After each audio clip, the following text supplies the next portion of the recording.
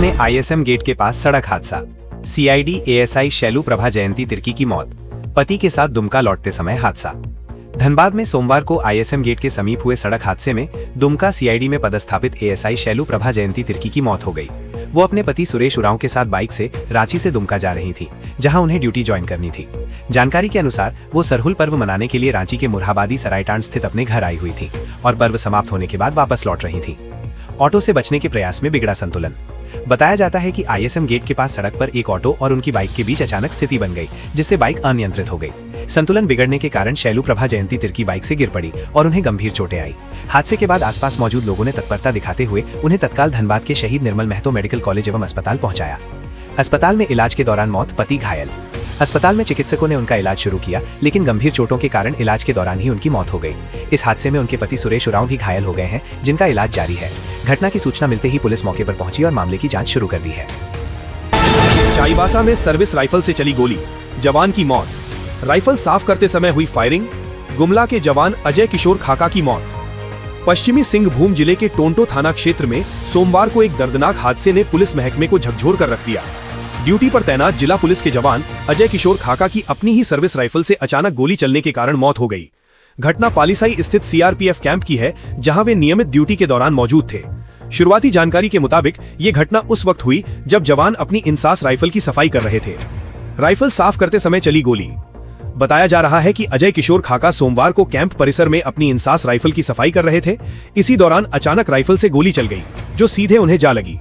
गोली लगते ही वे गंभीर रूप से घायल होकर गिर पड़े। घटना इतनी अचानक हुई कि मौके पर मौजूद अन्य जवानों को संभलने का मौका तक नहीं मिला।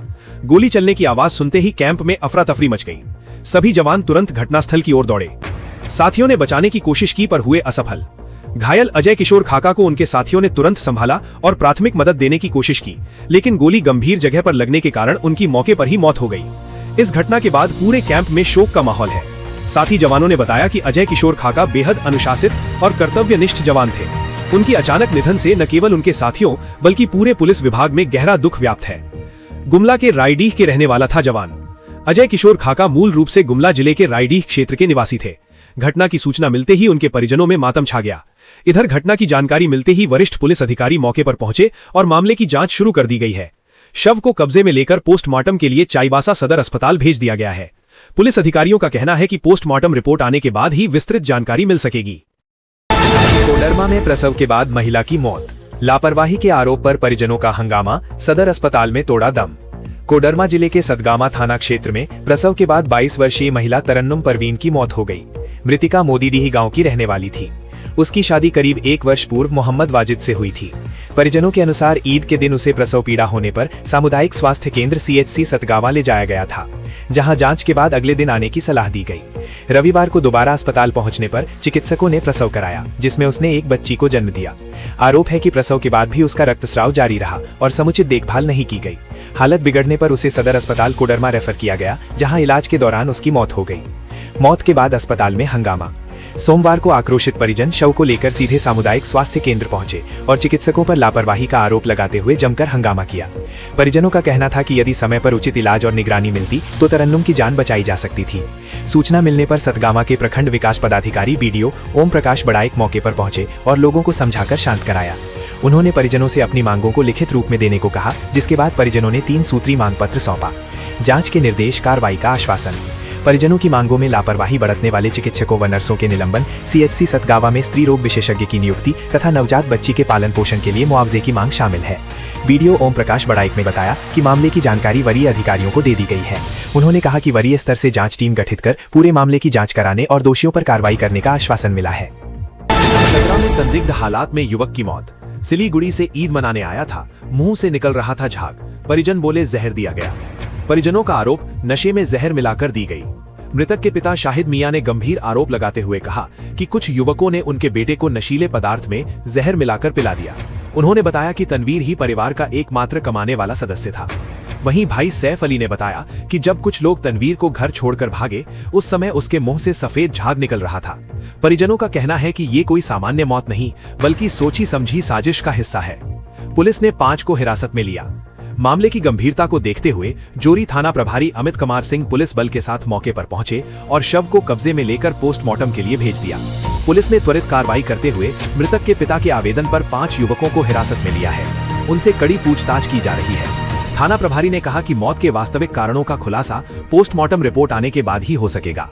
धनबाद में ड्यूटी से लौट रहे युवक की मौत, स्टील गेट के पास सड़क हादसा, अस्पताल में तोड़ा दम, परिवार पर टूटा दुखों का पहाड़। धनबाद की स्टील गेट के पास देर रात एक दर्दनाक सड़क हादसे में 27 वर्षीय युवक गोवर्धन हेम्ब्रम की मौत हो गई।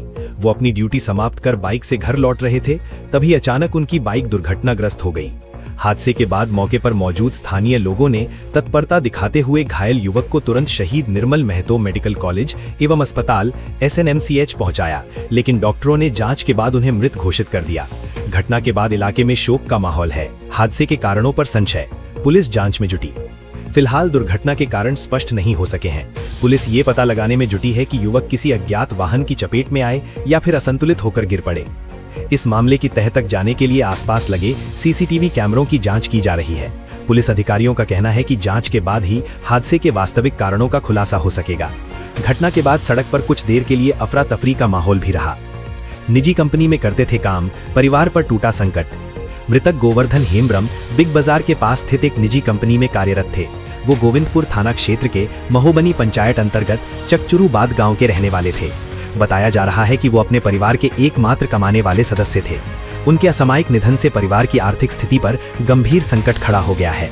स्थानीय लोगों ने प्रशासन से परिवार को सहायता देने की मांग की है। गुमला में नदी में डूबने से किशोर की मौत, अकेले नहाने गया था, आया मिर्गी का दौरा, डूबने से गई जान, अस्पताल में मृत घोषित। गुमला जिले के सदर थाना क्षेत्र अंतर्गत असनी पंचायत के नदी टोली में सोमवार दोपहर एक दर्दनाक हादसे में 14 वर्षीय किशोर की नदी में डूबने से मौत हो गई। मृतक की पहचान नदी टोली निवासी खपई उराव 14 पिता सोमा उराव के रूप में हुई है। घटना के संबंध में परिजनों ने बताया कि खपई को मिर्गी की बीमारी थी।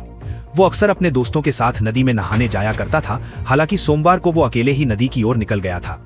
काफी देर तक जब वो घर वापस नहीं लौटा तो परिजनों को चिंता हुई और उसकी तलाश शुरू की गई। खोजबीन के दौरान परिजन नदी किनारे पहुंचे, जहां खपई पानी में डूबा हुआ मिला। अस्पताल पहुंचाने पर डॉक्टर ने किया मृत घोषित। घटना के बाद परिजनों ने तत्काल स्थानीय लोगों की मदद से किशोर को ऑटो के माध्यम से सदर अस्पताल पहुंचाया। वहां ड्यूटी पर मौजूद चिकित्सक असीम मिंज ने जांच के बाद उसे मृत घोषित कर दिया। डॉक्टरों के अनुसार अस्पताल पहुंचने से पहले ही उसकी मौत हो चुकी थी। इस घटना के बाद अस्पताल परिसर में भी शोक का माहौल बन गया। परिजनों का रो रोकर बुरा हाल है और गांव में भी मातम पसरा हुआ है। ग्रामीणों ने बताया कि खपई सरल स्वभाव का था और घर के कामों में अपने माता पिता का हाथ बटाता था। पोस्टमार्टम के लिए भेजा गया शव। घटना की सूचना मिलने के बाद सदर थाना पुलिस मौके पर पहुंची और आवश्यक कार्रवाई करते हुए शव को अपने कब्जे में लेकर पोस्टमार्टम के लिए भेज दिया। परिजनों ने बताया कि खपई 4 भाई बहनों में बीच का था। उसने 4th कक्षा तक पढ़ाई करने के बाद पढ़ाई छोड़ दी थी और घर के कामकाज में अपने परिवार की मदद करता था। अचानक हुई इस घटना से परिवार पर दुखों का पहाड़ टूट पड़ा है।